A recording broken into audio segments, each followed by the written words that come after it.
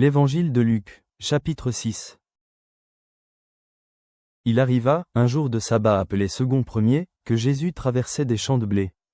Ses disciples arrachaient des épis et les mangeaient, après les avoir froissés dans leurs mains.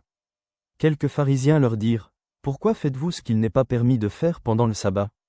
Jésus leur répondit, « N'avez-vous pas lu ce que fit David, lorsqu'il eut faim, lui et ceux qui étaient avec lui? Comment il entra dans la maison de Dieu, prit les pains de proposition, en mangea, et en donna à ceux qui étaient avec lui, bien qu'il ne soit permis qu'aux sacrificateurs de les manger? Et il leur dit, le Fils de l'homme est maître même du sabbat. » Il arriva, un autre jour de sabbat, que Jésus entra dans la synagogue, et qu'il enseignait. Il s'y trouvait un homme dont la main droite était sèche. Les scribes et les pharisiens observaient Jésus, pour voir s'il ferait une guérison le jour du sabbat. C'était afin d'avoir sujet de l'accuser. Mais il connaissait leurs pensées, et il dit à l'homme qui avait la main sèche, « Lève-toi, et tiens-toi là au milieu. » Il se leva, et se tint debout.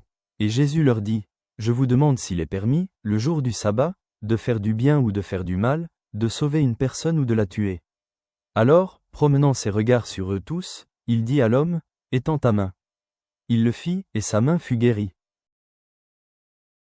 Ils furent remplis de fureur, et ils se consultèrent pour savoir ce qu'ils feraient à Jésus.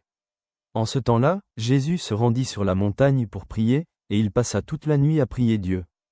Quand le jour parut, il appela ses disciples, et il en choisit 12, auxquels il donna le nom d'apôtres, Simon, qu'il nomma Pierre, André, son frère, Jacques, Jean, Philippe, Barthélemy, Matthieu, Thomas, Jacques, fils d'Alphée, Simon, appelé le Zélote, Jude, fils de Jacques, et Judas Iscario, qui devint traître. Il descendit avec eux, et s'arrêta sur un plateau, où se trouvait une foule de ses disciples et une multitude de peuples de toute la Judée, de Jérusalem, et de la contrée maritime de Tyr et de Sidon. Ils étaient venus pour l'entendre, et pour être guéris de leur maladie. Ceux qui étaient tourmentés par des esprits impurs étaient guéris, et toute la foule cherchait à le toucher, parce qu'une force sortait de lui et les guérissait tous. Alors Jésus, levant les yeux sur ses disciples, dit, « Heureux vous qui êtes pauvres, car le royaume de Dieu est à vous. Heureux vous qui avez faim maintenant, car vous serez rassasiés. Heureux vous qui pleurez maintenant, car vous serez dans la joie. Heureux serez-vous, lorsque les hommes vous haïront, lorsqu'on vous chassera, vous outragera, et qu'on rejettera votre nom comme infâme à cause du Fils de l'homme. Réjouissez-vous en ce jour-là et tressaillez d'allégresse, parce que votre récompense sera grande dans le ciel. Car c'est ainsi que leur Père traitait les prophètes.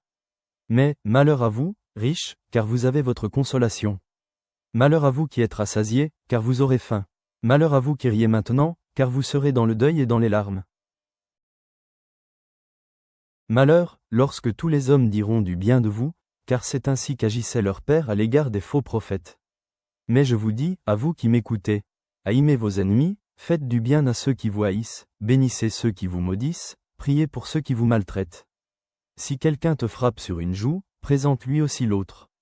Si quelqu'un prend ton manteau, ne l'empêche pas de prendre encore ta tunique. Donne à quiconque te demande, et ne réclame pas ton bien à celui qui s'en empare. Ce que vous voulez que les hommes fassent pour vous, faites-le de même pour eux. Si vous aimez ceux qui vous aiment, quel gré vous en saura-t-on? Les pécheurs aussi aiment ceux qui les aiment. Si vous faites du bien à ceux qui vous font du bien, quel gré vous en saura-t-on? Les pécheurs aussi agissent de même. Et si vous prêtez à ceux de qui vous espérez recevoir, quel gré vous en saura-t-on? Les pécheurs aussi prêtent aux pécheurs, afin de recevoir la pareille. Mais aimez vos ennemis, faites du bien, et prêtez sans rien espérer. Et votre récompense sera grande, et vous serez fils du Très-Haut, car il est bon pour les ingrats et pour les méchants. Soyez donc miséricordieux, comme votre Père est miséricordieux. Ne jugez point, et vous ne serez point jugés. Ne condamnez point, et vous ne serez point condamnés. Absolvez, et vous serez absous. Donnez, et il vous sera donné. On versera dans votre sein une bonne mesure, serrée, secouée et qui déborde. Car on vous mesurera avec la mesure dont vous vous serez servi. Il leur dit aussi cette parabole, un aveugle peut-il conduire un aveugle? Ne tomberont-ils pas tous deux dans une fosse? Le disciple n'est pas plus que le maître, mais tout disciple accompli sera comme son maître. Pourquoi vois-tu la paille qui est dans l'œil de ton frère, et n'aperçois-tu pas la poutre qui est dans ton œil? Ou comment peux-tu dire à ton frère, « Frère, laisse-moi ôter la paille qui est dans ton œil », toi qui ne vois pas la poutre qui est dans le tien. Hypocrite, ôte premièrement la poutre de ton œil, et alors tu verras comment ôter la paille qui est dans l'œil de ton frère. Ce n'est pas un bon arbre qui porte du mauvais fruit, ni un mauvais arbre qui porte du bon fruit. Car chaque arbre se connaît à son fruit. On ne cueille pas des figues sur des épines, et l'on ne vendange pas des raisins sur des ronces. L'homme bon tire de bonnes choses du bon trésor de son cœur, et le méchant tire de mauvaises choses de son mauvais trésor, car c'est de l'abondance du cœur que la bouche parle. Pourquoi m'appelez-vous Seigneur, Seigneur, et ne faites-vous pas ce que je dis? Je vous montrerai à qui est semblable tout homme qui vient à moi, entend mes paroles, et les met en pratique. Il est semblable à un homme qui, bâtissant une maison, a creusé profondément, et a posé le fondement sur le roc. Une inondation est venue, et le torrent s'est jeté contre cette maison, sans pouvoir l'ébranler, parce qu'elle était bien bâtie. Mais celui qui entend, et ne met pas en pratique, est semblable à un homme qui a bâti une maison sur la terre, sans fondement. Le torrent s'est jeté contre elle, aussitôt elle est tombée, et la ruine de cette maison a été grande.